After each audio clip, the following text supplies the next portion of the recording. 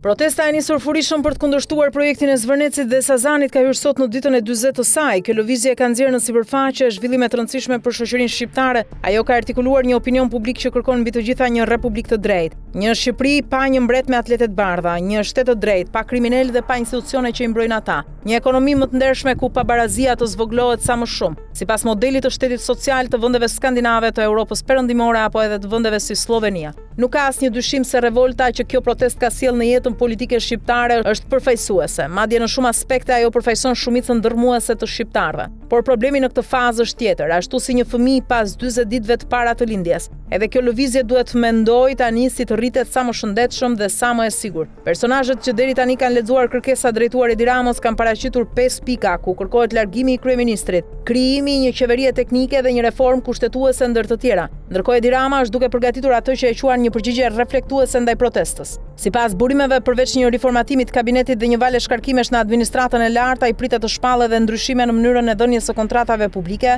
tenderve dhe lejeve të ndërtimit për kulla, hotele dhe projekte të tjera të mëdha. Po ashtu pritet të propozojë një sistem konsultimi publik online për këto procese. Natyrisht nëse këto masa realizohen, ato përbën një sukses të protestës. Dhe çdo qytetar që ka qenë pjesë e saj ka të drejtë ta konsiderojë këtë një arritje. Por pyetja kryesore mbetet: çfarë ndodh më pas? Zgjidhja që mund të ofrojë Edi Rama nuk ka gjasa të pranohet nga protesta dhe kjo është krejt normale, sepse ajo është një zgjidhje që i shërben kryesisht pushtetit të tij, ndërsa protesta kërkon një zgjidhje që u shërben qytetarëve që e mbështesin. Rruga më e natyrshme është institucionalizimi i saj në një lëvizje politike klasike, një lëvizje që të zgjedh me procedura transparente drejtuesit e saj, që më pas të bashkojë dhe të shkrijë të gjithë faktorët opozitare në një front të madh politik përballë mazhorancës. Një model i ngjashëm me ato që ndërtoi Peter Magyar në Hungari. Mundësia është reale. Zgjedhjet vendore janë vitin e ardhshëm. Nëse kjo lëvizje fiton Tiranën dhe qytetet kryesore, atëherë rruga drejt zgjedhjeve të përgjithshme bëhet shumë e lehtë. Por deri tani duket se situata është ndryshe. Protesta që mbështetet kryesisht nga dy faktorë, Gjermania dhe Albin Kurti, nuk po tregon vullnet për të ndërtuar një lidership politik konkurrues. Në Hungari ndodhi e kundërta. Alternativa që sfidoi Viktor Orbanin kishte mbështetjen e gjerë të perëndimit dhe zgjedhjet u shndërrua në një referendum mes Bashkimit Evropian dhe modelit pro-rus. Hungarezët zgjodhen Europën. Në Shqipëri të paktën deri tani duket se po preferohet një protestë e përhershme,